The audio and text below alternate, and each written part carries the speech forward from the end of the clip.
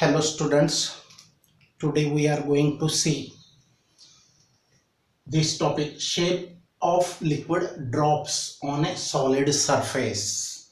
Means when you pour some drops of any liquid on any solid, then some liquids forms the shape of the drop like this. Some liquids forms the shape of liquid drop like this. Why it is so? आता कोणतेही liquid कोणत्याही सॉलिडवर त्याचे थेंब टाकले तर काही थेंबांचा shape असा असतो तर काहींचा असा असतो आणि काही तर ड्रॉपच तयार करत नाही, पसरून जातात. मग हे असं काय आहे, त्याच्यासाठी काय कारण असेल तर बघा, consider a liquid drop. Here this one is a solid, this surface on which a single drop of liquid is poured or dropped here. एक थेंब इथं ठेवलेला आहे. आता त्याचा शेप हा असा आहे, म्हणजे ह्या दोघं साईडला तो थोडा पसरलेला आहे, हा पसरलेला नाही. स्प्रेड हा थोडा जास्त स्प्रेड आहे, हा बिलकुलच स्प्रेड नाही. मग आता ह्या ड्रॉपवर असा शेप येण्यामागे आणि ह्या ड्रॉपचा असा शेप येण्यामागे काय कारण आहेत ते आपल्याला बघणार आहेत, ते बघायचे. तर बघा, समजा consider a drop, liquid drop at equilibrium on the surface of a glass plate that is solid. हा थेंब इक्विलिब्रियम म्हणजे शांत आहे, स्टेडी आहे, स्थिर आहे, फॅनची हवा नाही किंवा कोणी त्याला डिस्टर्ब करणार नाही, एकदम स्टेडी स्थिर आहे. That is it is in equilibrium. तर लिक्विड ड्रॉप कन्सिडर करा की जो इक्विलिब्रियम मध्ये आहे on the surface of a glass plate. 3 interfaces are formed. आता या ठिकाणी या ड्रॉपच्या ठिकाणी या ड्रॉपच्या कॉन्टॅक्ट 3 ठिकाणी होतो. 3 इंटरफेसेस आर फॉर्मड. आता 3 इंटरफेसेस कोणते? Solid, liquid. हा सॉलिडच्या सरफेस आणि लिक्विडच्या सरफेस या इंटरफेसला म्हणायचं सॉलिड लिक्विड इंटरफेस. नंतर सॉलिड एअर इंटरफेस. तर आता ह्या पॉइंटला बघितलं तर हा सॉलिड आहे आणि बाहेर हवा आहे, वरती एअर आहे, हे लिक्विड आहे. तर सॉलिड एअर इंटरफेस तयार होतो. हा इंटरफेस कोणता आहे? Liquid solid, solid liquid. दुसरा आहे सॉलिड एअर म्हणजे ह्या ठिकाणी, आणि लिक्विड एअर म्हणजे आता ह्या ठिकाणी हा जो सरफेस आहे तो लिक्विडच्या सरफेस एअरच्या कॉन्टॅक्ट मध्ये आहे, म्हणून त्याला लिक्विड एअर इंटरफेस म्हणायचं. आता समजा ह्या ड्रॉपवर 3 प्रकारचे ताण, टेन्शन्स म्हणजे सरफेस टेन्शन ऍक्ट होत आहेत 3 डायरेक्शनला. प्रकार नाही, सॉरी, 3 डायरेक्शनला. आता पहिला बघूया आपण T1, force due to surface tension. Tension म्हणजे ताण, सरफेस वरील ताण. आता T1 हा जो फोर्स आहे तो कोणासाठी आपण ट्रीट करणार आहेत? Liquid solid interface. लिक्विडच्या सॉलिडशी हा जो इंटरफेस आहे, तर या लिक्विडला हा सॉलिडच्या इकडचा टेन्शन जो आहे, ताण जो आहे, तो सपोज T1 असेल. लक्ष द्या, व्हेरी इम्पॉर्टंट. तर आता T1 काय आहे? Liquid solid interface. Force due to surface tension at liquid solid interface. Liquid आणि सॉलिड च्या इंटरफेस मध्ये जो ताण आहे तो T1 आहे. इथं पण तीच सिच्युएशन असेल. लिक्विड सॉलिड इंटरफेसचा जो टेन्शन असेल, ताण असेल, तो आपण T1 ट्रीट करूया. दुसरा T2 कोणामधला फोर्स आहे? बघा, force due to surface tension at air solid interface. Air solid म्हणजे हवा आणि एअर आणि हा सॉलिड यांच्यामध्ये जो इंटरफेस आहे तो T2 आहे, तो या डायरेक्शनला आहे, एअर सॉलिड इंटरफेस. हा force due to surface tension at air solid interface. आणि T3 काय आहे? T3 या थेंबाला उंच करण्याचा प्रयत्न करतो, म्हणजे इकडून असं ताणतो, वरती ताणतो, म्हणून तो हाईट वाढते या T3 मुळे.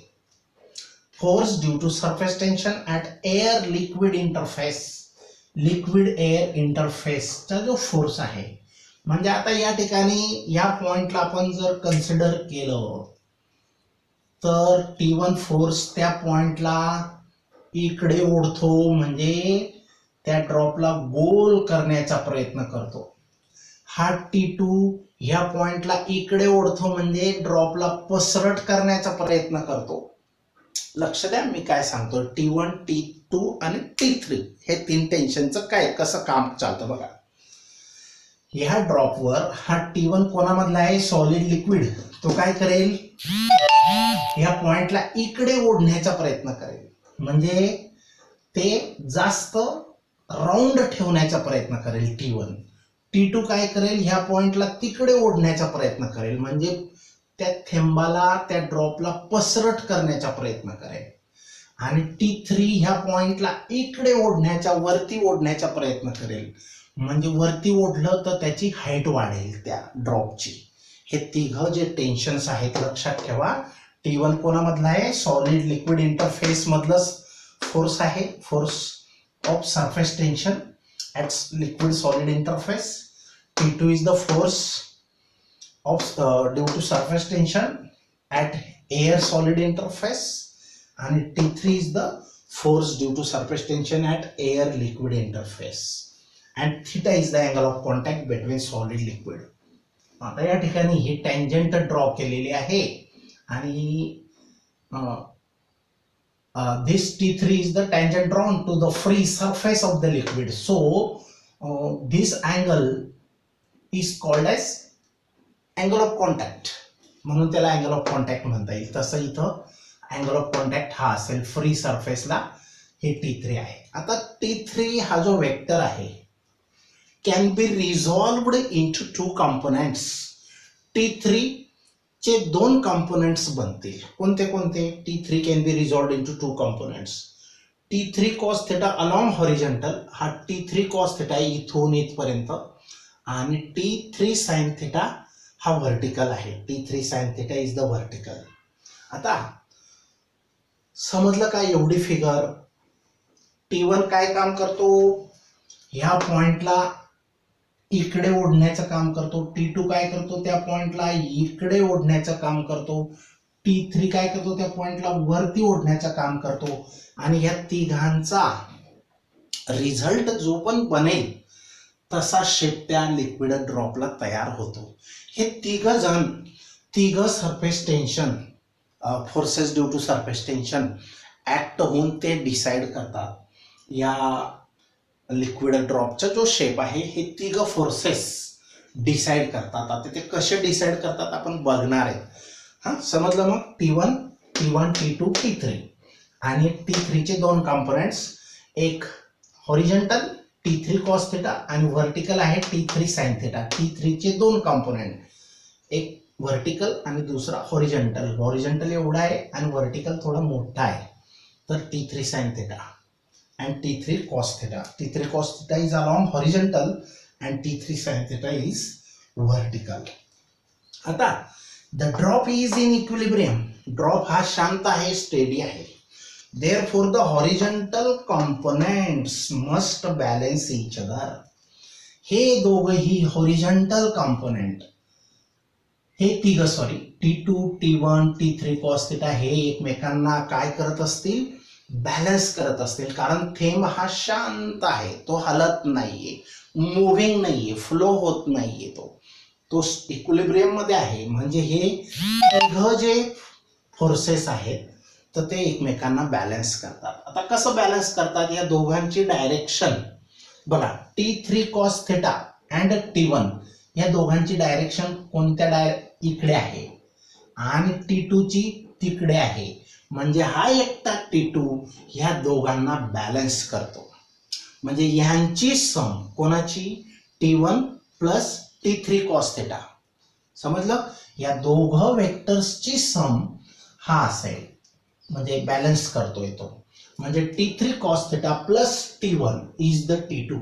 बघा टेक्स्ट बुक मध्ये हे डायरेक्ट दिलेलं आहे, हा पॉइंट समजावलेला नाहीये, ही फिगर बुक मध्ये नाहीये, अशी आहे, परंतु हे कॉम्पोनेंट्स डायरेक्ट यूज केलेले आहेत तुम्हाला इझी समजावेत म्हणून मी ते थोडे एक पॉइंट एक्स्ट्रा वाढवलेला आहे, लक्षात ठेवा. आता हे समजलं. मग या T3 चे दोन component T3 sin theta T3 cos theta along the horizontal and T3 sin theta along the vertical, but T3 cos theta and T1 are in the same direction and T2 is in the opposite direction, so the sum T3 cos theta plus T1 must be equal to T2. या दोघांची सम काय असेल, T2 असेल, from figure number 1.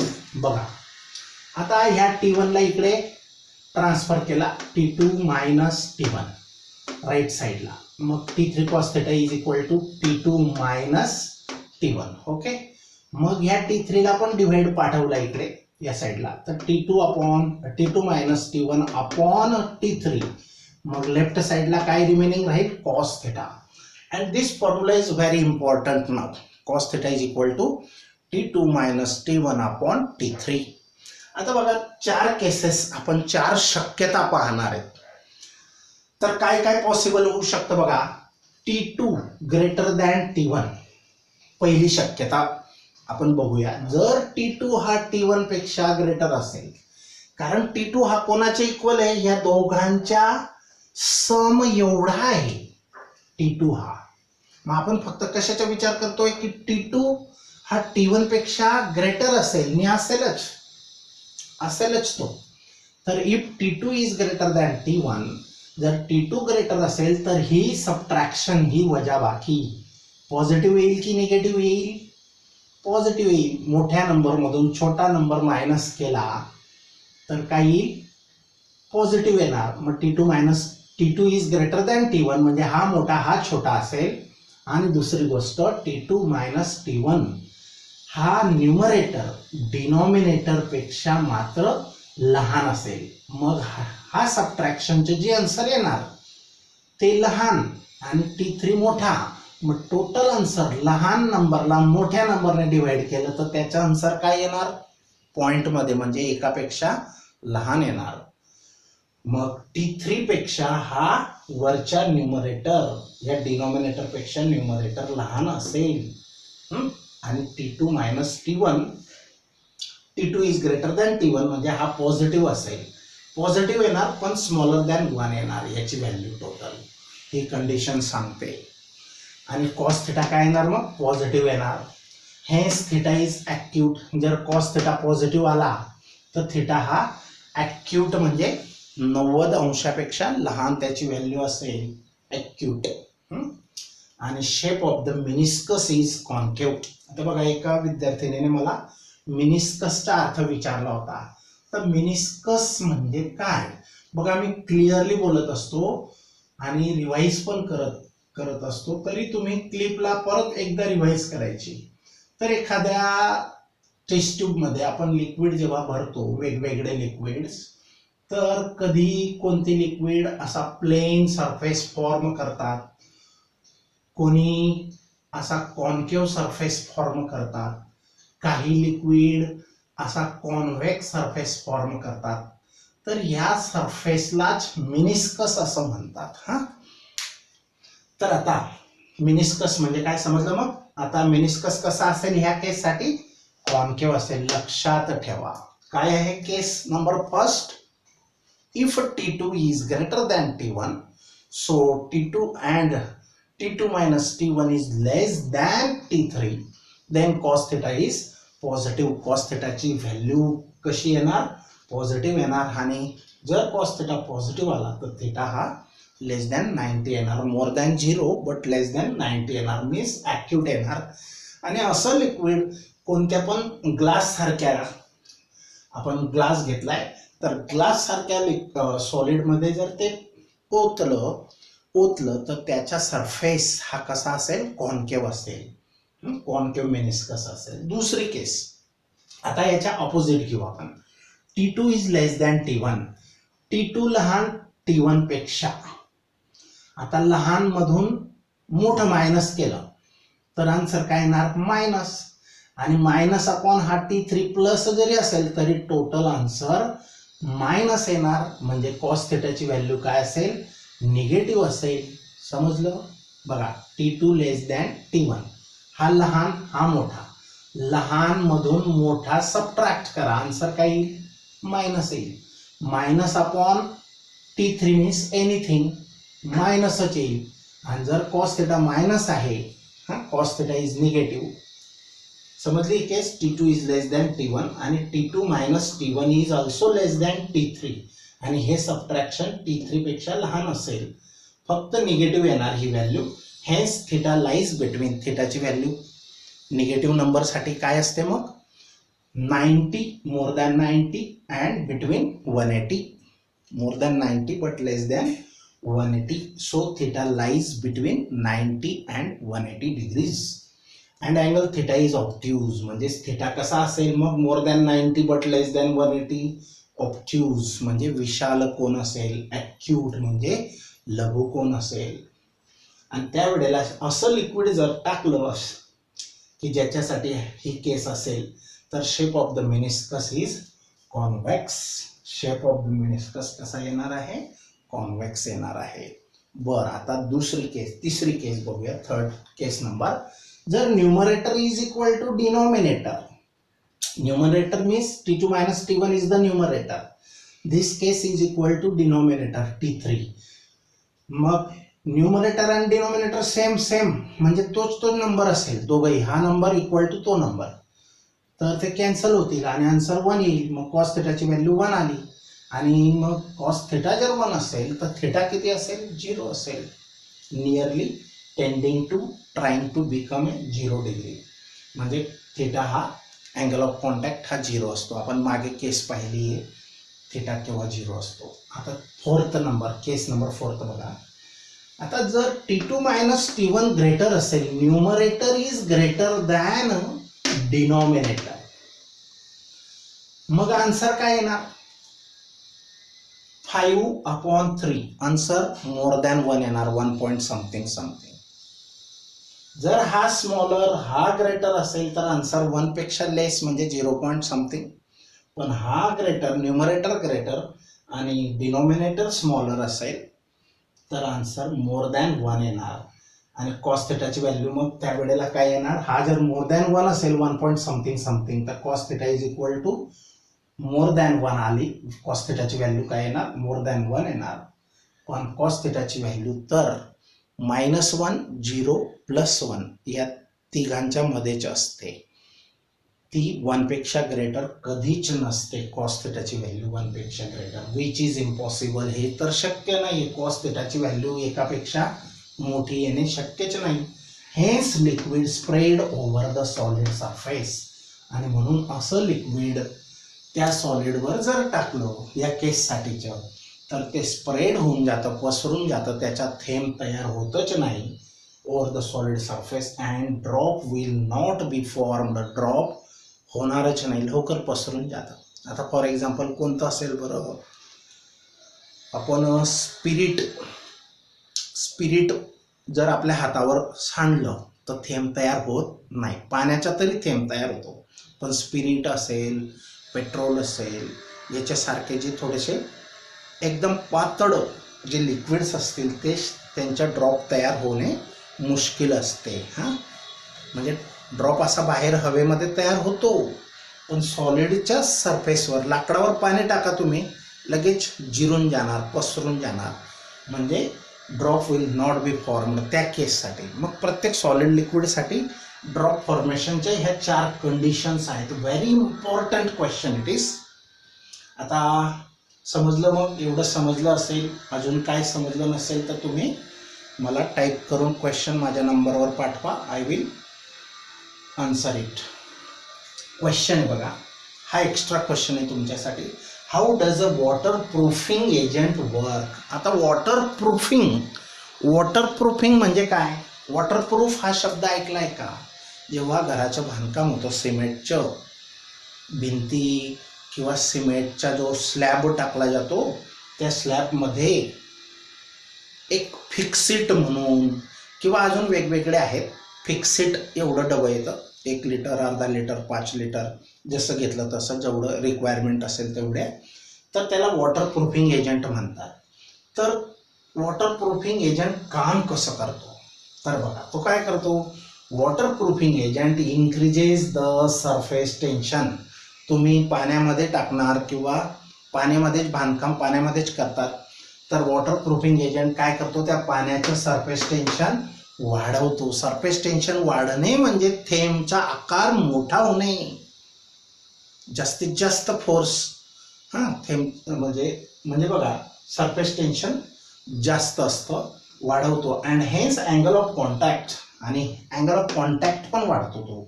A waterproofing agent changes the angle of contact from acute to obtuse.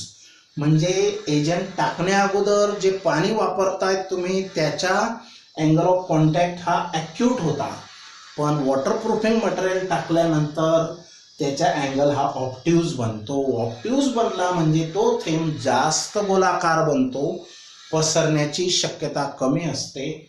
आणि जास्त गोलाकार असेल तर जसं छत्रीवर पावसाचं पाणी पडतं, छत्री अम्ब्रेला, तर छत्रीवर पावसाचा थेंब जसा येतो तसा आरपार झिरपून आपल्या अंगावर पडेल का? नाही पडत. का नाही पडत? कारण छिद्र त्या कपड्याचं, छत्रीच्या कपड्याचे छिद्रांचा आकार एवढा लहान केलेला असतो की जो थेंब येणार तो त्याच्यात बारीक होऊन झिरपू शकत नाही, पर्क्युलेट होऊ शकत नाही.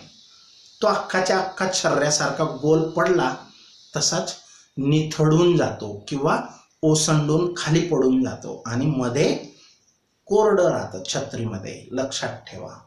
आता थेंब जर तयारच झाला नाही, जर तुम्ही तेच पाणी साबणाचं पाणी टाकलं तर छत्रीमधून आरपार जाईल आणि आपल्याला पाणी लागेल.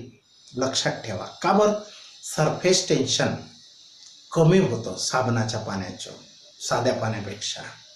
मग साध्या पाण्याच्या थेंब आणि डिटर्जंट किंवा साबणाच्या पाण्याच्या थेंबमध्ये फरक असतो. तर सरफेस टेन्शन ज्याचं जास्त त्याच्या तितका गोलाकार शेप त्या थेंबाला असेल त्या लिक्विडच्या. तर हे त्याच्या मागे आहे. म्हणजे पाण्यामध्ये जर वॉटरप्रूफिंग टाकलं तर थेंबाचा आकार जास्त स्फेरिकल करण्याचा प्रयत्न असतो.